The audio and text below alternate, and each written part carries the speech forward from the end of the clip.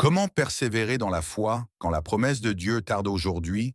Nous plongeons ensemble dans les Écritures afin de trouver la force de ne jamais abandonner la foi. Dans ce message, vous découvrirez les clés et les versets puissants dont vous avez besoin pour tenir bon au milieu de l'attente. Problème, l'attente. Il faut le reconnaître, l'attente de la promesse de Dieu est l'une des épreuves les plus difficiles de la vie chrétienne. C'est le moment où le doute et le découragement peuvent nous pousser à abandonner. Point 1. Pourquoi la persévérance est essentielle? Alors pourquoi la persévérance est-elle essentielle pour l'accomplissement des promesses?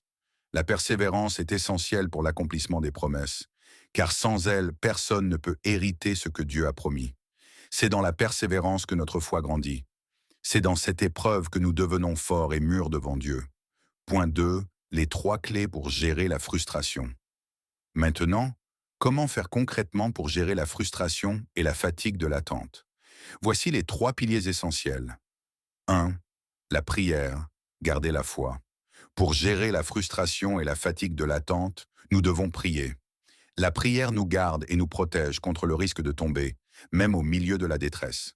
Ce qu'il nous faut, c'est demander au Saint-Esprit de garder notre foi et de ne pas nous laisser abandonner le chemin malgré les circonstances.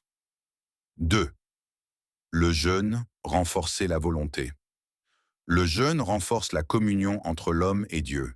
Il fortifie notre volonté et notre capacité de résister aux tentations, favorisant ainsi la maîtrise de soi. Avez-vous réussi à persévérer dans une situation difficile? Laissez votre témoignage en commentaire et n'oubliez pas de vous abonner et d'aimer la vidéo. Troisième, la lecture des Écritures, nourrir l'esprit. Et troisièmement, nous avons la lecture des Écritures. En lisant la Bible, ton esprit devient ferme et capable de discerner la volonté de Dieu, ce qui est crucial pour rester vigilant et pour persévérer.